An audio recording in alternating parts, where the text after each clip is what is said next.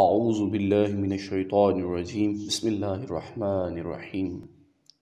وَإِذْ قَالَ مُوسَىٰ لِقَوْمِهِ يَا قَوْمِ إِنَّكُمْ ظَلَمْتُمْ أَنفُسَكُمْ بِاتِّخَاذِكُمُ الْعِجْلَ فَتُوبُوا إِلَىٰ بَارِئِكُمْ فَاقْتُلُوا أَنفُسَكُمْ ذَٰلِكُمْ خَيْرٌ لَكُمْ عِندَ بَارِئِكُمْ فَتَابَ عَلَيْكُمْ إِنَّهُ هُوَ التَّوَّابُ الرَّحِيمُ وَإِذْ قُلْتُمْ يَا مُوسَىٰ لَن نُّؤْمِنَ لَكَ حَتَّىٰ نَرَى اللَّهَ جَهْرَةً فَأَخَذَتْكُمُ الصَّاعِقَةُ وَأَنتُمْ تَنظُرُونَ ثم بعثناكم من بعد موتكم لعلكم تشكرون وظللنا عليكم الغمام وأنزلنا عليكم المن والسلوى كلوا من الطيبات ما رزقناكم وما ظلمونا ولكن كانوا أنفسهم يظلمون وإذ قلنا ادخلوا هذه القرية فكلوا منها حيث شئتم رغدا وادخلوا الباب سجدا وقولوا حطة نغفر لكم خطاياكم وسنزيد المحسنين فبدل الذين ظلموا قولا غير الذي قيل لهم فأنزلنا على الذين ظلموا رجزا من السماء بما كانوا يفسقون صدق اللہ العظیم وصدق رسولہ النبی الکریم۔ اللہ رب العزت سے دعا ہے کہ اللہ تعالی ہمیں علم نافع عطا فرمائے اور اس علم کی بدولت ہم اسلام، اپنے والدین اور ملک پاکستان کی خدمت کر سکیں، آمین بجاہ النبی الامین۔ آج کی اس نشست میں ہمیں اللہ رب العزت نے سعادت بخشی کہ ہم نے سورہ بقرہ پارہ نمبر 1 اس کی آیت نمبر 54، 55، 56، 57، 58 اور 59 اس کی تلاوت ہم نے سنی۔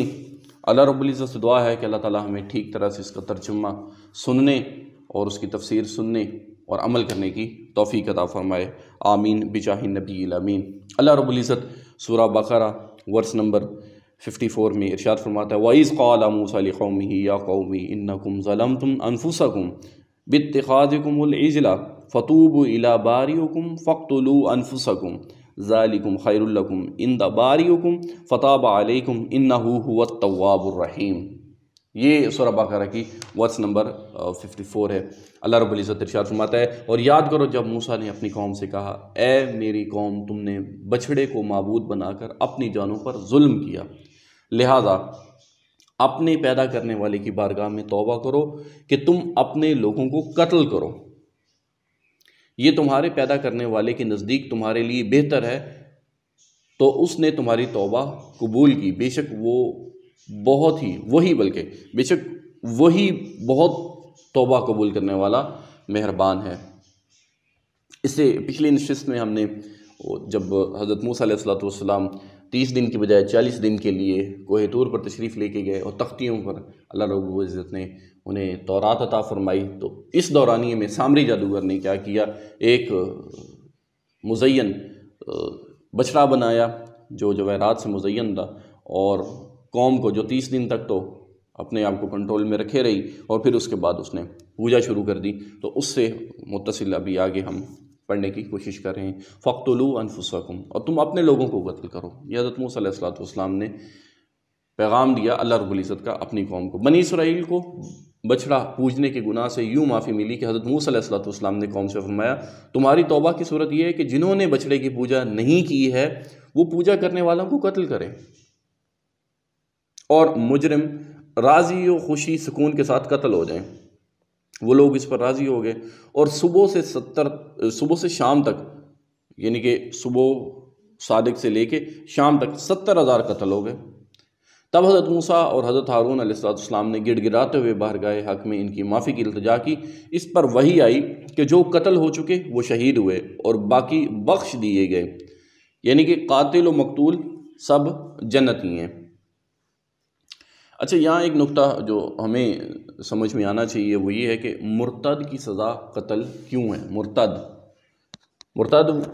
کون ہوتا ہے جی؟ شرک کرنے سے جو بندہ ہے وہ مرتد ہو جاتا ہے، اور مرتد کی سزا قتل ہے کیونکہ یہ اللہ تعالیٰ سے بغاوت کر رہا ہے، اور جو اللہ تعالیٰ کا باغی ہے اسے قتل کر دینا ہی حکمت اور مصلحت کے عین مطابق ہے۔ جو اللہ سے بغاوت کریں، دنیا کے تقریباً تمام ممالک میں یہ قانون نافذ ہے، جو اس ملک کے بادشاہ سے بغاوت کرے اسے قتل کر دیا جائے۔ یعنی کہ اگر ہم پاکستان میں ہیں یا کسی اور بھی ملک میں ہیں تو اگر ہم بادشاہ سے جو ظاہری طور پر حاکم وقت ہے اس سے بغاوت کریں تو اسے قتل کر دیا جاتا ہے۔ اس قانون کو انسانیت کے تمام علم بردار تسلیم کرتے ہیں، تمام، اور اس کے خلاف کسی بھی طرح کی کوئی آواز بلند نہیں کرتے۔ جب دنیاوی بادشاہ کے باغی کو قتل کر دینا انسانیت پر ظلم نہیں ہے تو جو سب بادشاہوں کے بادشاہ اللہ رب العزت کا باغی ہو جائے اسے قتل کر دینا کس طرح ظلم ہو سکتا ہے؟ اچھا، بنی اسرائیل پر اللہ رب العزت کا فضل بھی ہے،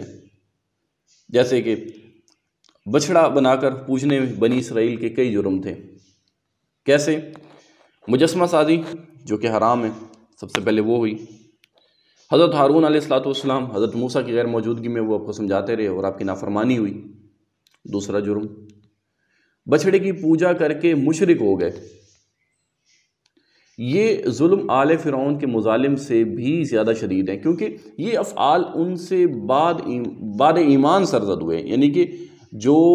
آل فرعون نے کام کیے تھے اس سے بھی یہ بڑی بات تھی، کیونکہ یہ تو ایمان لے آئے تھے۔ ایمان لانے کے بعد اور وہ سارا واقعہ دیکھنے کے بعد جو ہم پہلے پچھلی گزشتہ 2-3 نشستوں میں بیان کر چکے ہیں کہ اللہ رب العزت نے انہیں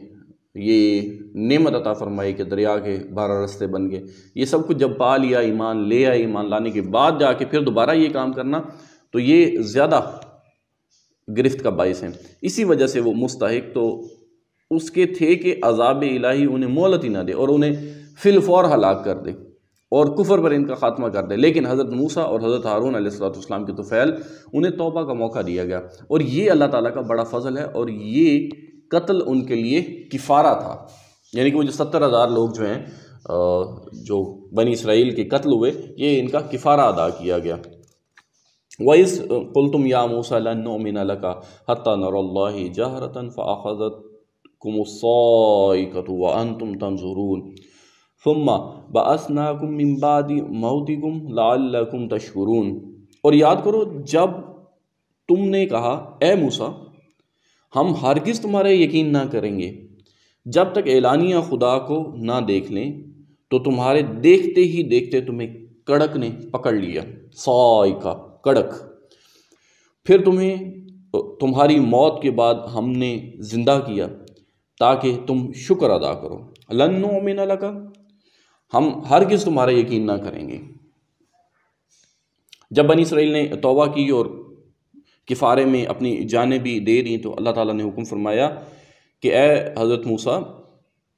انہیں اس گناہ کی معذرت پیش کرنے کے لیے حاضر کریں۔ چنانچہ حضرت موسیٰ علیہ السلام نے ان میں سے 70 آدمی منتخب کر کے کوہ طور پر لے گئے۔ وہاں جا کر وہ کہنے لگے کہ اے موسیٰ علیہ السلام ہم آپ کا یقین نہیں کریں گے جب تک خدا کو اعلانیہ نہ دیکھ لیں۔ اس پر آسمان سے ایک ہولناک آواز ہے جس کی ہیبت سے وہ سب مر گئے۔ حضرت موسیٰ علیہ السلام نے گڑ گڑا کر بارگاہ الہی میں عرض کی کہ میں بنی اسرائیل کو کیا جواب دوں گا؟ اس پر اللہ تعالیٰ نے ان 70 افراد کو زندہ فرما دیا۔ اسی کے لیے وہ حضرت علامہ محمد اقبال رحمۃ اللہ تعالیٰ علیہ ارشاد فرماتے ہیں کہ ذرا سا تو دل ہے مگر شوق اتنا، وہی لن ترانی سنا چاہتا ہوں۔ یہ لن ترانی کہ تم مجھے نہیں دیکھ سکتے ہو، تو یہ حضرت علامہ محمد اقبال رحمۃ اللہ تعالیٰ نے اسی آیہ مبارکہ سے مستعار لے کے اور انہوں نے اپنے شعر میں استعمال کیا ہے اس کو۔ انبیاء کرام علیہ السلام کی جو عظمت ہے وہ بھی اس آیہ کریمہ سے ظاہر ہوتی ہے کہ حضرت موسیٰ علیہ السلام سے ہم آپ کا یقین نہیں کریں گے کہنے والوں کی شامت میں بنی اسرائیل ہلاک کے ہو گئے تھے، اور اسی سے حضور پرنور صلی اللہ تعالیٰ علیہ وسلم کے زمانے والوں کو آگاہ کیا جاتا ہے کہ انبیاء کرام علیہ السلام کی جناب میں ترک ادب غضب الہی کا باعث ہوتا ہے، لہٰذا اس سے ڈرتے رہنا چاہیے۔ اس آیت سے ہمیں ایک اور بات یہ بھی معلوم ہوتی ہے کہ اللہ تعالیٰ اپنے مقبولان بارگاہ کی دعا سے مردے بھی زندہ فرما دیتا ہے۔ وَظَلَّلْنَا عَلَيْكُمُ الْغَمَامَ وَأَنزَلْنَا عَلَيْكُمْ مَنَّ وَالسَّلْوَىٰ كُلُوا مِنَ الطَّيِّبَاتِ مَا رَزَقْنَاكُمْ وَمَا ظَلَمُونَا وَلَٰكِنْ كَانُوا أَنفُسَهُمْ يَظْلِمُونَ۔ اور ہم نے تمہارے اوپر بادل کو سایہ بنا دیا اور تمہارے اوپر من و سلوہ اتارا، اور ہماری دی ہوئی پاکیزہ چیزیں کھاؤ اور انہوں نے ہمارا کچھ نہ بگاڑا بلکہ اپنی جانوں پر ہی ظلم کرتے رہے۔ اس نشست میں ہم نے جو دوسری چیز دیکھی وہ یہ تھی، ایک تو مرتد کا بیان ہم نے دیکھ لیا، صائقہ کے بارے میں ہم نے پڑھا، من و سلوہ کے بارے میں، اور آگے ہم تعاون کا جو ذکر ہے وہ پڑھ کے تو انشاءاللہ یہ نشست ختم ہوگی۔ وَظَلَّلْنَا عَلَيْكُمُ الْغَمَامَ، اور ہم نے تمہارے اوپر بادل کو سایہ بنا دی، یہ بھی اللہ تعالیٰ کی ایک نعمت تھی۔ فرعون کے غرق ہونے کے بعد بنی اسرائیل دوبارہ مصر میں آباد ہو گئے۔ کچھ عرصے کے بعد حضرت موسیٰ علیہ السلام نے انہیں حکم الہی سنایا کہ ملک شام حضرت ابراہیم علیہ السلام اور ان کی اولاد کا مدفن ہے، اور اسی میں بیت المقدس ہے، اسے عمالقہ قبیلے سے آزاد کرانے کے لیے جہاد کرو اور مصر چھوڑ کر وہیں وطن بناؤ۔ مصر کا چھوڑنا بنی اسرائیل کے لیے بڑا ہی تکلیف دہ تھا۔ شروع میں تو انہوں نے ٹال مٹول سے کام کیا، لیکن جب مجبور ہو کر حضرت موسیٰ اور حضرت ہارون علیہ السلام کی معیت میں انہیں روانہ ہونا ہی تھا، تو راستے میں جو کوئی سختی یا دشواری پیش آتی تو حضرت موسیٰ علیہ السلام سے شکایتیں کرنے لگ جاتے۔ جب انہیں صحرا میں پہنچے جہاں نہ سبزہ تھا، نہ سایہ تھا، نہ غلہ تھا، تو وہاں پہنچ کر حضرت موسیٰ علیہ السلام سے دھوپ کی، گرمی کی، بھوک کی شکایت کرنے لگے۔ حضرت موسیٰ علیہ السلام نے دعا فرمائی، اللہ تعالیٰ نے اس دعا کی برکت سے ایک سفید بادل کو ان کے اوپر سائباں بنا دیا جو رات دن ان کے ساتھ چلتا، اور ان پر ایک نوری ستون نازل فرمایا جو کہ آسمان کی جانب سے ان کے قریب ہو گیا اور ان کے ساتھ ساتھ چلتا، اور جب رات کے وقت چاند کی روشنی نہ ہوتی تو وہ ان کے لیے چاند کی طرح روشن ہوتا، اور ان کے کپڑے میلے اور پرانے نہ ہوتے، ناخن اور بال بھی نہ بڑھتے۔ یہ بنی اسرائیل پر اللہ رب العزت کے انعامات تھے۔ وَأَنزَلْنَا عَلَيْكُمْ مَنَّ وَالسَّلْوَىٰ، اور تم پر من اور سلوہ اتارا۔ اس صحرا میں حضرت موسیٰ علیہ السلام کی برکت سے ان کے کھانے کا انتظام کچھ یوں ہوا کہ انہیں من و سلوہ ملنا شروع ہو گیا۔ من و سلوہ کے بارے میں مفسرین جو ہیں، جو تفسیر کرنے والے لوگ ہیں، ان کے مختلف اقوال ہیں۔ من کے بارے میں صحیح قول یہ ہے کہ یہ ترنجبین کی طرح ایک میٹھی چیز تھی جو صبح صادق یعنی کہ روزانہ صبح صادق سے طلوع آفتاب تک ہر شخص کے لیے ایک سا کتنا ہوتا ہے؟ اچھا، سا آپ نے ویسے بھی سنا ہوا ہوگا یہ لفظ، صاد الف عین سا، تقریباً 4 کلو کی مقدار کے برابر اترتی، اور لوگ اس کو چادروں میں لے کر دن بھر کھاتے رہتے۔ بعض مفسرین کے نزدیک من سے مراد وہ تمام چیزیں ہیں جو اللہ تعالیٰ اپنے بندوں کو کسی مشقت اور کاشتکاری کے بغیر عطا کر کے ان پر احسان فرماتا ہے۔ سلوہ سے مراد صحیح قول یہ ہے کہ ایک چھوٹا سا پرندہ،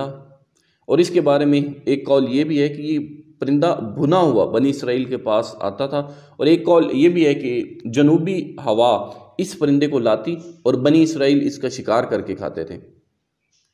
یہ دونوں چیزیں ہفتے کو بالکل نہیں آتی تھیں، باقی ہر روز پہنچتی، جمعہ کو دگنی آتی، اور حکم یہ تھا کہ جمعہ کو ہفتے کے لیے بھی جمع کر لو، مگر ایک دن سے زیادہ کا جمع نہیں کرو۔ بنی اسرائیل نے ان نعمتوں کا جو ناشکری کی، ان نعمتوں کی، اور ذخیرے جمع کرنے لگے، وہ سڑ گئے اور ان کی آمد بند کر دی گئی۔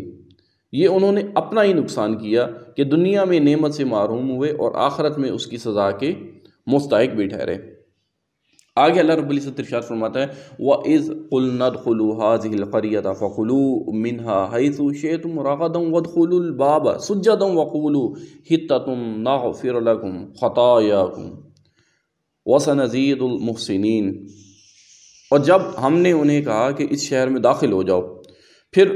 اس میں جہاں چاہو بے روک ٹوک کھاؤ، اور دروازے میں سجدہ کرتے داخل ہونا اور کہتے رہنا ہمارے گناہ معاف ہوں، ہم تمہاری خطائیں بخش دیں گے، اور عن قریب ہم نیکی کرنے والوں کو اور زیادہ عطا فرمائیں گے، اور عن قریب ہم نیکی کرنے والوں کو اور زیادہ عطا فرمائیں گے۔ وَإِذْ قُلْنَا ادْخُلُوا هَٰذِهِ الْقَرْيَةَ، اور جب ہم نے کہا اس شہر میں داخل ہو جاؤ، اس شہر سے مراد بیت المقدس ہے، اور بیت المقدس یا اریحا جو کہ بیت المقدس کے قریب ایک شہر ہے جس میں عمالقہ قوم جو ہے وہ آباد تھی، اور وہ اسے خالی کر گئے تھے۔ وہاں غلے میوے جو تھے وہ بکثرت تھے، اس بستی کے دروازے میں داخل ہونے کا فرمایا گیا، اور یہ دروازہ ان کے لیے کعبہ کی طرح تھا، اور اس میں داخل ہونا اس کی طرف سجدہ کرنے، گناہوں کی معافی کرنے کا سبب تھا۔ بنی اسرائیل کو یہ حکم تھا کہ دروازے میں سجدہ کرتے ہوئے داخل ہوں اور زبان سے حطۃ کہتے جائیں۔ یہ حطۃ کلمہ استغفار تھا۔ انہوں نے دونوں حکموں کی مخالفت کی اور سجدہ کرتے ہوئے داخل ہونے کی بجائے سرینوں کے بل گھسٹتے ہوئے داخل ہوئے، اور توبہ و استغفار کا کلمہ پڑھنے کی بجائے مذاق کے طور پہ حبۃ فی شعرۃ کہنے لگے، جس کا معنی یہ تھا کہ بال میں دانہ۔ اس مذاق اور نافرمانی کی سزا میں ان پر طاعون مسلط کر دیا گیا، جس سے ہزاروں اسرائیلی ہلاک ہو گئے۔ فبدل الذین ظلموا قولا غیر الذی قیل لهم فانزلنا علی الذین ظلموا رجزا من السماء بما كانوا یفسقون۔ اور پھر ان ظالموں نے جو ان سے کہا گیا تھا اسے ایک دوسری بات سے بدل دیا، تو ہم نے آسمان سے ان ظالموں پر عذاب نازل کر دیا کیونکہ یہ نافرمانی کرتے رہے تھے۔ فانزلنا علی الذین ظلموا رجزا من السماء، اور ہم نے آسمانوں سے ان ظالموں پر عذاب نازل کر دیا۔ بنی اسرائیل پر طاعون کا عذاب مسلط کیا گیا، اور اس کی وجہ سے ایک ساعت میں ان کے 70,000 افراد ہلاک ہو گئے۔ اچھا، طاعون کے بارے میں کچھ احادیث ہیں، وہ بیان کرتا ہوں، پھر اس کے بعد انشاءاللہ اسی نشست ہم وائنڈ اپ کریں گے انشاءاللہ۔ طاعون کا جو ذکر ہوا ہے اس کی مناسبت سے 3 احادیث جو ہیں وہ آپ سماعت فرمائیں۔ حضرت اسامہ رضی اللہ تعالیٰ عنہ سے روایت ہے، حضور اقدس صلی اللہ تعالیٰ علیہ وسلم نے ارشاد فرمایا، بے شک یہ طاعون ایک عذاب ہے جسے تم سے پہلے لوگوں پر مسلط کیا گیا تھا، لہٰذا جب کسی جگہ طاعون ہو اور تم وہاں موجود ہو تو تم طاعون سے بھاگ کر وہاں سے نہ نکلو، اور جب کسی جگہ طاعون ہو تو تم وہاں نہ جاؤ۔ پینڈیمک جو ابھی اس وقت سچویشن بنی ہوئی ہے، مثال کے طور پہ آج کل کا جو سین بنا ہوا ہے کرونا وغیرہ کا، تو اگر کسی جگہ پہ کوئی وبا ہو تو اس جگہ پہ نہیں جانا چاہیے، اور اگر اس جگہ پہ وبا ہو تو وہاں سے نکلنا نہیں چاہیے۔ ایک اور روایت میں نبی محتشم نبی مکرم صلی اللہ تعالیٰ علیہ وسلم نے ارشاد فرمایا، طاعون پچھلی امتوں کے عذاب کا بقیہ ہے، جب تمہارے شہر میں طاعون واقع ہو تو وہاں سے نہ بھاگو، اور دوسرے شہر میں واقع ہو تو وہاں نہ جاؤ۔ یہ بھی مسلم شریف کی حدیث مبارکہ ہے۔ آگے بخاری شریف میں حضرت ام المومنین حضرت عائشہ صدیقہ رضی اللہ عنہا فرماتی ہیں، میں نے رسول کریم صلی اللہ تعالیٰ علیہ وسلم سے طاعون کے بارے میں عرض کی تو انہوں نے مجھے بتایا کہ طاعون ایک عذاب ہے، اللہ تعالیٰ جس پر چاہتا ہے یہ عذاب بھیج دیتا ہے، اور اللہ تعالیٰ نے اسے اہل ایمان کے لیے رحمت بنایا ہے۔ یہ انتہائی نقطہ جو ہے نا سمجھنے کے لیے، اللہ تعالیٰ نے اسے اہل ایمان کے لیے رحمت بنایا ہے۔ کوئی مومن ایسا نہیں جو طاعون میں پھنس جائے، لیکن اپنے شہر ہی میں صبر سے ٹھہرا رہے، اور یہ سمجھے کہ جو اللہ تعالیٰ نے لکھ دی ہے اس کے سوا کوئی تکلیف مجھے نہیں پہنچ سکتی، تو اسے شہید کے برابر ثواب ملے گا۔ اللہ رب العزت سے دعا تو کرتے ہیں کہ اللہ تعالیٰ ہمیں عمل کی توفیق عطا فرمائے۔ تو جب بھی کبھی اللہ رب العزت کا عذاب نازل ہو تو یہ مومن کے لیے نہیں ہوتا، یہ بات بالکل واضح ہو گئی آج۔ بخاری شریف کی یہ حدیث مبارکہ ہے، اور جب بھی یہ عذاب نازل ہو طاعون کے حوالے سے تو اس سے پریشان نہیں ہونا۔ اہل ایمان کے لیے یہ رحمت ہے۔ کن کے لیے؟ یہ ان لوگوں کے لیے ہے جن پر اللہ تعالیٰ نے عذاب نازل کرنا ہوتا ہے، وہ صبر ہی سے اس شہر میں ٹھہرا رہے اور یہ سمجھے کہ جو اللہ تعالیٰ نے لکھ دی ہے اس کے سوا کوئی تکلیف مجھے نہیں پہنچ سکتی، تو اسے شہید کے برابر ثواب ملے گا۔ تو اللہ رب العزت سے دعا ہے کہ جیسے اللہ تعالیٰ ہماری رہنمائی فرمانے کے لیے ہمیشہ سے، جیسے کہ اللہ رب العزت نے جو ہماری رہنمائی فرمانی ہے نا، اس کے لیے سب سے پہلا جو بندہ اللہ رب العزت نے بھیجا کائنات میں وہ حضرت آدم علیہ السلام، اور وہ کس لیے کہ پہلا بندہ ہی اللہ رب العزت نے وہ بھیجا جو کہ خود نبی ہیں، خود ہادی ہیں، خود ہدایت دکھانے والے ہیں، تاکہ کوئی بھی بندہ یہ کلیم نہ کر سکے کہ جی ہمیں ہدایت نہیں ملی یا ہمیں کوئی بندہ ایسا نہیں ملا جس نے ہمیں آ کے بات پہنچائی نہیں ہے۔ اللہ رب العزت ہم سے بہت پیار کرتا ہے، اور ایمان والوں کے لیے تو اللہ رب العزت کی نعمتیں ہی نعمتیں ہیں۔ اللہ رب العزت سے دعا ہے کہ اللہ تعالیٰ ہمیں سکون کے ساتھ، امن کے ساتھ پیار محبت کے ساتھ رہنے کی توفیق عطا فرمائے، اور جس قسم کی بھی کوئی آفات و بلیات یہاں پہ نازل ہوتی ہیں، اللہ رب العزت تمام مومنین کو، تمام اہل ایمان کو اللہ رب العزت ان سے محفوظ رکھے، آمین بجاہ النبی الامین، وما علینا الا البلاغ المبین۔